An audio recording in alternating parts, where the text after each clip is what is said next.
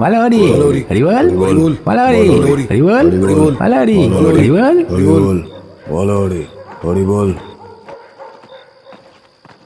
হরিধ্বনি দিতে দিতে যাচ্ছিল শ্মশান বন্ধুর দল। আকাশে মেঘ জমেছে কালো ছায়ার মতো। কিভাবে যে শ্মশানে পৌঁছবে সেই নিয়ে ভীষণ চিন্তায় পড়েছে শ্মশান বন্ধুরা। যেতে যেতে সকলেই বলতে লাগলো নানা রকমের কথা। কিন্তু পরিতোষ ম্লান মুখে আকাশের দিকে তাকিয়ে বলল, গতিক সুবিধার দেখছি না বকুলদা। একটু পরেই যদি বৃষ্টি নামে তাহলে ভিজে একসা হতে হবে। আর নিতাইয়ের বউটা যেভাবে মারা গেল, দিন দিন যেন সন্দেহবাতিক হয়ে উঠেছিল। কেন রে, কি হয়েছিল? মৃত্যুটা যে স্বাভাবিক ছিল না তা বোঝাই যায়। স্বামীর সঙ্গে কি নিয়ে যে তুমুল ঝগড়া লেগেছিল সেদিন। পরে অবশ্য ঝগড়াটা মিটেও গিয়েছিল। তারপর সে ধান সিদ্ধ করতে বসে। সেই সময় উনুনের আগুন কাপড়ে লেগে যায়। কিছু বোঝার আগেই দাউ দাউ করে জ্বলতে থাকে সে। প্রবল চিৎকারে কেঁপে উঠেছিল সমস্ত বাড়িটা। ওই সময় নিতাইয়ের চোখে পড়ে ঘটনাটা। তাড়াহুড়ো করে সে এক কলসি জল ছুঁড়ে দেয় স্ত্রীর দিকে, কিন্তু তখন অনেক দেরি হয়ে গেছে। আগুন ছড়িয়ে পড়েছে গোটা শরীরে। শেষমেশ যখন আগুন নিভল, তখন তার স্ত্রী মাটিতে পড়ে আছে, একটা ঝলসানো নিথর দেহ। আর শুনেছি মৃত্যুর আগ মুহূর্তে সে চিৎকার করে বলেছিল,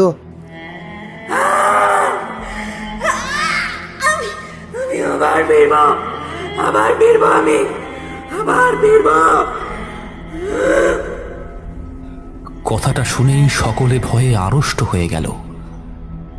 একজন চাপা স্বরে বলল, ভাই, এই সময় ওসব কথা কেন বলছিস?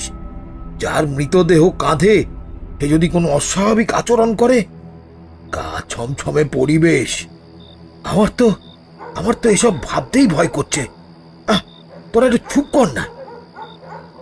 কার্তিক শুকনো হেসে বলল, ধুর বোকা, মরা মানুষ কি আর নড়াচড়া করে নাকি? ওর বউ পুড়ে মরেছে, নিথর দেহ ওটা, ভয় পাওয়ার কিচ্ছু নেই। অন্য একজন আতঙ্কিত স্বরে বলল, তবুও ভয় তো লাগে। পোড়া শরীর দেখলে গা শিউরে ওঠে। আমার তো খুব চিন্তা হচ্ছে। গ্রামের মোড়ল নিজে এলেন না, শুধু আমাদের যেতে বললেন। ঠাকুর আমাদের রক্ষা করো, কোনো বিপদ যেন না ঘটে। ঠিক সেই সময় দামোদর বলল, আরে তোমরা হরিধ্বনি বন্ধ করলে কেন? শ্মশানের ভিতর পর্যন্ত আমাদের হরিনাম করতে হবে। শুরু করো। মালাহরি হরিবল মালাহরি হরিবল মালাহরি হরিবল। দূর থেকে দেখা গেল শ্মশানটা। শ্মশানে প্রবেশ করে ওরা চিতা সাজাবার কাজে নেমে গেল। কিন্তু এই সময় হঠাৎ শুরু হলো তুমুল ঝড়। এই ঝড়ের দাপটে শ্মশানের অনেক গাছ ভেঙে পড়ল মাটিতে। পরিতোষ গলার স্বর উঁচু করে বলে উঠল, এ কি রে বাবা, এ যে ঝড় শুরু হয়ে গেল। এই মনে হয় বৃষ্টি নামবে বলে। এই তাড়াতাড়ি করো। সকলেই তাড়াহুড়োর মধ্যে চিতা সাজাবার কাজে ব্যস্ত হয়ে পড়ল। মাটির উপরে একটা চারপায়া খাটিয়ার ওপর শোয়ানো ছিল মৃতদেহটা। বাতাসে মৃতদেহের ঢাকা খুলে গেল, মুখ বেরিয়ে এলো মৃতের। মৃতদেহ স্পর্শ করে বসেছিল কার্তিক। মৃতদেহের চোখের পাতা খুলে গেল এবং সেইখান থেকে বিচ্ছুরিত হতে লাগলো লাল রঙের আভা। তাই দেখে সে চিৎকার করে বলে উঠল, হরি বাবারি, কে কোথায় আছো? আমাকে মেরে ফেললে, হরি বাবারি। সকলের চোখ কার্তিকের দিকে। তাকে চাপটে ধরেছে মৃতদেহটা। পালাতে চাইলেও সে পালাতে পারছে না। শ্মশান বন্ধুরা ছুটে এলো, কিন্তু প্রেতের সামনে কেউ টিকল না। একে একে ছিটকে গেল সবাই। ভয়ে কাঁপতে কাঁপতে পরিতোষ বলল, তখনই বলেছিলাম যে এত রাত্রে এখানে না আসতে, কিন্তু আমার কথা কেউ কানে দিলে তো। এখন যে করেই হোক আমাকে পালাতে হবে। কিন্তু এই সময় চিৎকার ভেসে এলো। কেউ যেন সজোরে বলে উঠল, প্রতিশোধ আমি নিতে চাই। আমার অতৃপ্ত আত্মা গোটা গ্রামটাকে উজাড় করে দেবে। আমার স্বামীও রেহাই পাবে না, দাউ দাউ করে জ্বলবে গোটা গ্রাম।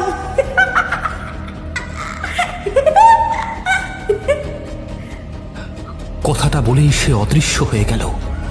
পরিতোষ দৌড়ে প্রায় শ্মশান থেকে বেরোবার পথের দিকে চলে এসেছিল, কিন্তু ঠিক সেই সময় সে অনুভব করল কেউ যেন তার পাটা চেপে ধরেছে।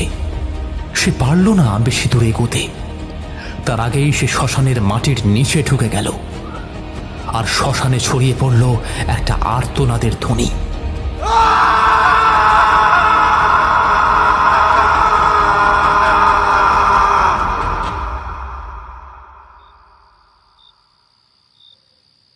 রাতের বেলা সবেমাত্র খেতে বসেছিল নিতাই। খেতে খেতে সে বলল, যাক বাবা, মরেছে, বাঁচা গিয়েছে। সারাদিন শুধু আমাকে জ্বালিয়ে শেষ করে দিত। এই নে নে নে, জোরে জোরে বাতাস কর, হ্যাঁ জোরে জোরে বাতাস কর। তার বোন অনুপমা সাড়া দিয়ে বলল, তা যা বলেছো দাদা, আমার তো তোমাকে দেখে কষ্টই লাগতো।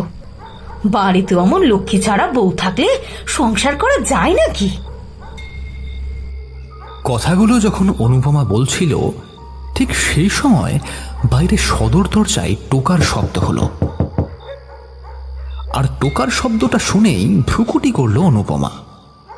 তারপর বিরক্ত হয়ে বলে উঠল, এই অসময় আবার কে এলো? দাঁড়াও দাদা, আমি দেখে আসি। পায়ে পায়ে এগিয়ে গেল সে, কিন্তু দরজা খোলার সঙ্গে সঙ্গে সে চিৎকার করে উঠল।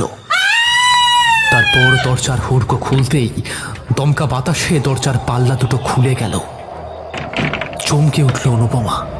নিতাই বাতাসে নাক টানল, তারপর বলল, এ কি পোড়া পোড়া গন্ধটা আসছে কোত্থেকে? ওরে বাবারে, বৌদি তুমি এখানে এলে কি করে? আমি ফিরে এসেছি, কিন্তু মরে যাবার পরেও আমি ফিরে এসেছি। আমার যে হিসেব বাকি আছে। আমি যে কষ্ট পেয়ে মরেছি, আর তুমি এদিকে রসনা তৃপ্তি করছো।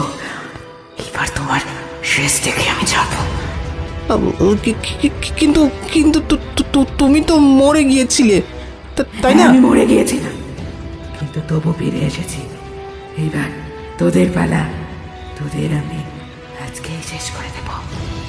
কথাটা বলেই নিতাইয়ের স্ত্রী তাদের পালাবার পথ দিল না। সামনে দাঁড়িয়ে থাকা তার বোন অনুপমার দিকে দুটো হাত বাড়িয়ে দিল। অনুপমা কষ্ট পেয়ে বলে উঠল, দাদা দাদা, আমাকে বাঁচাও। আমার আমার যে কষ্ট হচ্ছে, আমাকে আমাকে উদ্ধার করো। এই এই ও যে ছেড়ে দাও, ওকে ছেড়ে দাও বলছি অনুপমাকে। তুমি কি চাও? হ্যাঁ কি চাও? তোমাদের রক্ত চাই, এই গ্রামের বিনাশ চাই। কেউ তোমরা আমাকে প্রতিহত করতে পারবে না। এই বাড়িতে আমি আগুন লাগিয়ে দেব। আগুন। অনুপমার গলা চেপে ধরা অবস্থাতেই মূর্তির চোখ দিয়ে বেরিয়ে এলো তীব্র দ্যুতি। এই দ্যুতি গিয়ে লাগলো খড়ের চালে। দাউ দাউ করে জ্বলে উঠল পুরো বাড়িটা। নিতাই হতভম্ব হয়ে বলে উঠল, ছেড়ে দাও, আমি তোমার কাছে ক্ষমা চাইছি। আমি ক্ষমা চাইছি। আমি কিচ্ছু করিনি। ওই তো দরজা খোলা আছে, আমি ওই দরজা দিয়েই বেরিয়ে যাই। প্রাণ রক্ষা করি আগে নিজের। আমি পালাই। দাদা, তুই আমাকে এখানে এইভাবে ফেলে যাস না। তোরা কিছুতেই আমার হাত থেকে পালাতে পারবি না। তোকেও আমি জীবন্ত পুড়িয়ে মারবো। দেখ দেখ কেমন লাগে। আমার যেরকম কষ্ট হয়েছিল, সেই কষ্টই তোকে ফিরিয়ে দিতে এসেছি আমি। নিতাই দৌড়ে ওই খোলা দরজার দিকে এগিয়ে যায়, কিন্তু ওই সময়ই দরজাটা তীব্র শব্দে বন্ধ হয়ে গেল। নিতাই দুই হাতে দরজাটা ধাক্কাতে ধাক্কাতে বলে, খুলে দাও দরজা, দরজা খুলে দাও, আমাকে এখান থেকে বেরোতে দাও। কে কোথায় আছো? আমাদের এখান থেকে নিয়ে চলো। কেমন রাক্ষসী বইয়ের খপ্পরে পড়েছি রে বাবা। হেসে উঠল নিতাইয়ের বউ। তারপর বলল, যতই গলা ফাটিয়ে চিৎকার কর না কেন, এখান থেকে তোকে নিয়ে যেতে কেউ আসবে না। তুই আর তোর এই বোন সকলকে আগুন গ্রাস করবে।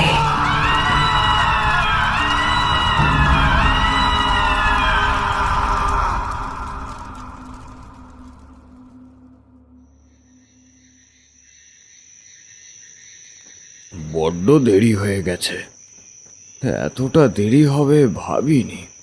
একটাও গরুর গাড়ি পেলাম না যে বাড়ি পর্যন্ত পৌঁছে দেবে। আরে ওই যে একটা গরুর গাড়ি আসছে না? গাড়োয়ান, ও গাড়োয়ান, শুনছো? দুহাত তুলে তপন এগিয়ে গেল। সত্যি একজন গরুর গাড়ি নিয়ে দাঁড়িয়েছিল একটা বট গাছের নিচে। তাকে দেখে গাড়োয়ান বলে উঠল, ও কোথায় যাবেন বাবু? বলছি রহমতগঞ্জে যাবে নাকি? ওইখানেই আমার বাড়ি। বাবু এত রাতে অতটা পথ না যাওয়াই ভালো। তার চেয়ে আপনি যদি আজকে রাতটা কাটানোর একটা জায়গা পান, ও মন্দ হবে না। আর রহমতগঞ্জ তো এখান থেকে কম করে হলেও একটা ক্রোশ পথ। কথাটা মন্দ বলনি। ওইখানে যেতে গেলে ঘন্টা 2 লাগে। বাড়িতেও বলে এসেছি যে ফিরতে একটু দেরি হবে। নিমন্ত্রণ বাড়িতে গিয়েছিলাম। তাহলে চলুন না বাবু, আমি আপনাকে পৌঁছে দিচ্ছি। তাই চলো। গরুর গাড়িতে উঠে পড়ল সে। গরুর গাড়ি চলতে শুরু করলো। একসময় ওরা পৌঁছে গেল একটা বাড়ির সামনে। গরুর গাড়ির দুলুনিতে তপনের ঝিমুনি আসছিল, তাই সে তন্দ্রাচ্ছন্ন হয়ে পড়েছিল। কিন্তু গাড়োয়ানের ডাকে তার ঘুম ভাঙল। গাড়োয়ান বলল, বাবু এইখানে নেমে পড়ুন। সে নেমে পড়ল। তারপর দেখল একটা বাড়ির সামনে দাঁড়িয়ে আছে।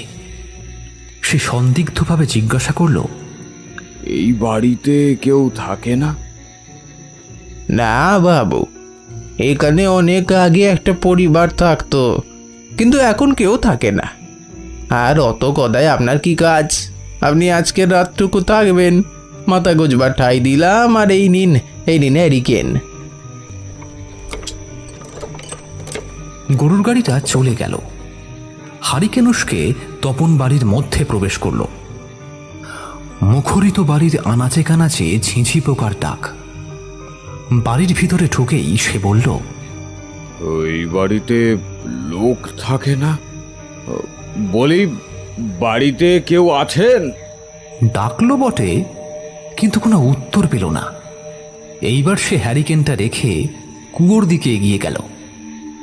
তারপর ভালো করে হাত পা ধুয়ে দাওয়ার কাছে একটা শতরঞ্জি পাতা দেখল। সে শতরঞ্জির ওপর নিজের পুটলিটা রেখে লম্বা হাই তুলল। তারপর বলল, না, এখানেই ঘুমিয়ে পড়ি।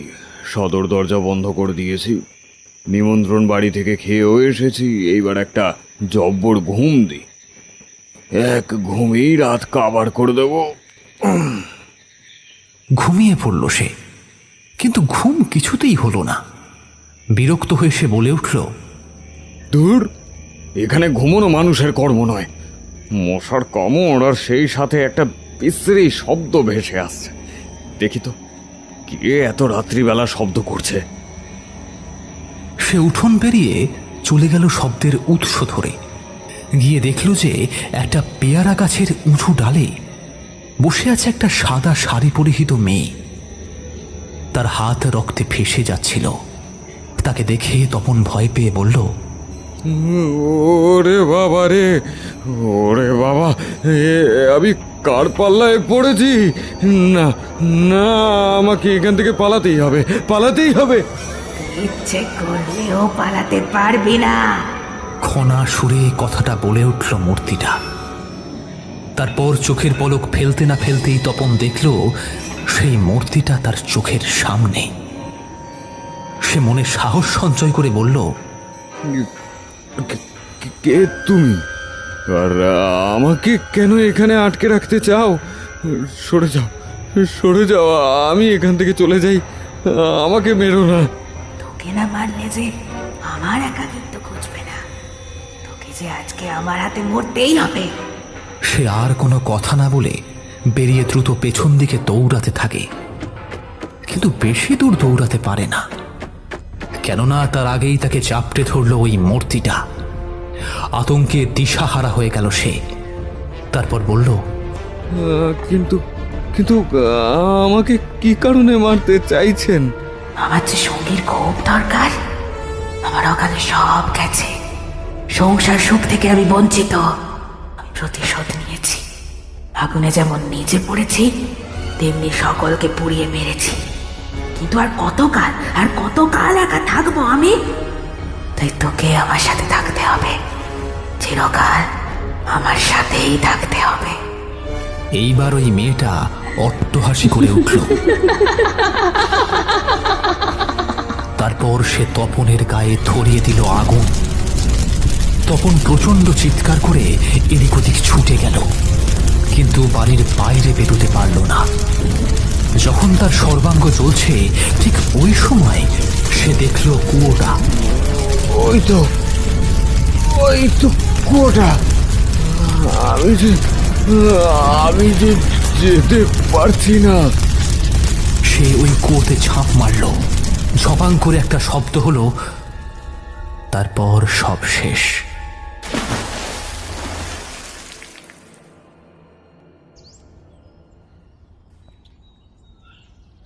পরদিন সকালে পুকুরের মাছ ধরতে যাচ্ছিলেন বৃদ্ধ হারাধন খুড়ো। তিনি সেই পোড়া বাড়ির পাশ দিয়ে যাওয়ার সময় দেখতে পেলেন একজোড়া জুতো। তা দেখে ভ্রু কুঞ্চিত করে তিনি বললেন, আরে, এখানে এই জুতো জোড়া কে রাখলো? এখানে তো কেউ আসে না। তাহলে আর দেখছি দরজাটাও হাট করে খোলা। আগে গাঁয়ের লোকজনকে ডেকে আনি বরং। খুড়ো গ্রামে ঢুকে ঘটনাটা সকলকে জানালেন। তখন শম্ভু হেসে উঠল। তারপর বলল, খুড়ো, তুমি বলছিলে জুতো দেখেছো ওই পোড়ো বাড়ির সামনে। ধুর, ওই বাড়ি তো অভিশপ্ত। নিতাইয়ের বউ আগুনে পুড়ে মরে যাওয়ার পর কেউ সেদিকে যায় না। আমি কি মিথ্যে কথা বলছি? বিশ্বাস না হলে গিয়েই দেখো, দরজাটাও তো হাট করে খোলা। চলো একটু ভিতরের দিকে গিয়ে দেখা যাক। সকলেই দল বেঁধে সেই পোড়া বাড়ির সামনে পৌঁছল। সাহস সঞ্চয় করে দরজা ঠেলে ভেতরে ঢুকল শম্ভু এবং পরাণ। ও মা, দেখো দেখি, ওই দাওয়ার কাছে পুঁটলি রাখা আছে যে। হ্যাঁ, আর হারিকেনটাও তো এখনো পুরোপুরি নেবেনি। মনে হচ্ছে কেউ গতকাল রাতে এখানেই ছিল। ওরা যখন গতকাল রাতে কে এসেছিল তা নিয়ে জল্পনা কল্পনা করছিল, ঠিক তখনই মণিময় ছুটে এসে চিৎকার করে উঠল, খুড়ো, ও খুড়ো, আরে তাড়াতাড়ি ছুটে আসো কুয়োর কাছে। দেখো কুয়োতে কি আছে। সকলেই গিয়ে দেখল একটা মৃতদেহ পড়ে আছে কুয়োর মধ্যে। খুড়ো ভয় খেয়ে বলে উঠল, নিতাইয়ের স্ত্রী এখনো এই বাড়ির মধ্যেই আছে। মাঝরাতে এখনো তার কান্নার আওয়াজ পাওয়া যায়। খুব সম্ভবত এই ছেলেটা ভিন গ্রামের ছেলে। নিতাইয়ের স্ত্রীর কবলে পড়েছিল।